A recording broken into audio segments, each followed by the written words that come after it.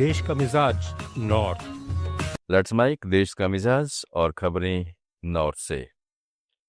उत्तर प्रदेश में समाजवादी पार्टी के वरिष्ठ नेता आजम खान और उनके बेटे व पूर्व विधायक अब्दुल्ला को रामपुर की अदालत ने 2 पैन कार्ड रखने से जुड़े मामले में दोषी करार दिया है।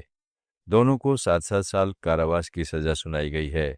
भारतीय जनता पार्टी के विधायक आकाश सक्सेना ने इनके खिलाफ रामपुर में सिविल लाइंस थाने में पासपोर्ट अधिनियम के उल्लंघन और धोखाधड़ी का मामला दर्ज कराया था। सक्सेना का आरोप था कि अब्दुल्ला ने 2017 में विधानसभा चुनाव के दौरान अपने चुनावी हल्फनामे में गलत पैन नंबर डाला तथा आजम खान ने अपने बेटे के लिए 2 पैन कार्ड बनवाए थे ताकि वह चुनाव लड़ सके। इस बीच सपा नेता अखिलेश यादव ने कहा कि उन्हें बीजेपी के षड्यंत्रों की वजह से फंसाया गया है। हमें न्यायपालिका पर भरोसा है। देखिए हमें न्यायालय पे भरोसा है। हमें न्यायालय पे भरोसा है। आज नहीं तो कल मोहम्मद आजम खान साहब और उनके परिवार को न्याय मिलेगा। उनके खिलाफ बड़ी साजिश हुई है, बड़े षड्यंत्र हुए हैं और साजिश षड्यंत्र का ही परिणाम है कि आज उन्हें इस तरह की सजा का सामना करने पड़ रहा है। और उन्होंने यूनिवर्सिटी बनाई और बीजेपी के लोगों का कहना है, बीजेपी के अंदर के लोग हैं, जो अंदर लोग बैठे हैं, उन तक ने कहा कि आजम खान साहब मुसलमान हैं, इसलिए उन्हें इस तरह की सजा का फेस करनी पड़ रही है। विधायक को सम्मान नहीं मिला था, उसको लेकर मध्य प्रदेश के हिंडौरी में आज केंद्रीय मंत्री गिरिराज सिंह ने कहा है कि प्रधानमंत्री ने चुनाव से पहले ही कहा था कि चुनाव के बाद लालू यादव का परिवार बिखर जाएगा। जब कोई पार्टी परिवार बन जाती है तो ऐसा ही होता है। उन्होंने कहा कि इंदिरा गांधी के बाद राजीव गांधी और संजय गांधी के परिवार भी बिखर गए।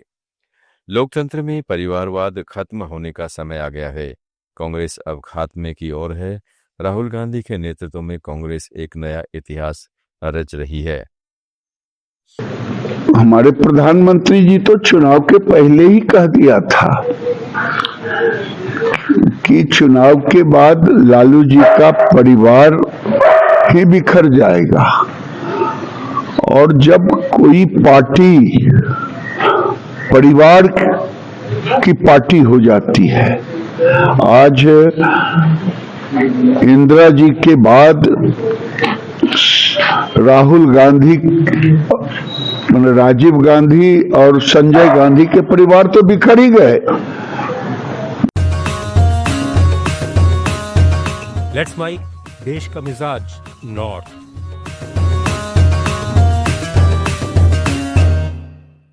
Army chief general Upendra Dwivedi ने आज चीन पर बड़ा बयान दिया। उन्होंने कहा, पिछले 1 साल में भारत ने चीन के साथ जमीनी स्तर पर 1100 इंटरेक्शन किए हैं। दोनों पक्ष बातचीत में लचीलापन दिखा रहे हैं। चीन किसी भी निर्माण की पहले जानकारी देता है और अगर हम आपत्ति दर्ज करें तो उसे हटा भी देता है। कई स्थानों पर डिसएंगेजमेंट पूरा हो चुका है। उन्होंने बताया कि सीमा विवाद के समाधान के लिए WMCC बनाया गया है, जिसकी अगुवाई विदेश मंत्रालय के संयुक्त सचिव कर रहे हैं। इसमें सैन्य अधिकारी भी शामिल है। यह तंत्र हमें समाधान की दिशा में मार्गदर्शन देता है। प्रायोजित आतंकवाद को बढ़ावा देते हैं तो ये हमारे लिए, भारत के लिए बहुत चिंता का विषय बन जाता है। क्योंकि देखिए, हम तो एक उन्नति की बात करते हैं, हम सबको साथ में लेके चलने की बात करते हैं।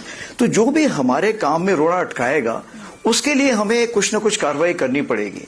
अब जहां तक न्यू नॉर्मल का सवाल है, आप देखिए, हमने तो यही बोला है कि पानी और खून एक साथ नहीं बह सकता। Blood and water can't flow together, talks and terror can't be together. यानी बातचीत, संवाद और आतंक। आप सुन रहे थे let's mike more than radio. Follow कीजिए हमें हमारे सोशल मीडिया प्लेटफॉर्म्स पर। It's time for news. It's time for more than radio. Presenting the first radio news app, Let's Mic. Let's Mic, a news-based app on your phone where you get to watch and listen news, talk shows, interviews, radio show podcasts. On Let's Mic, you get all relevant information of TV, print, radio, podcast, and digital. Let's Mic talks about every segment of life.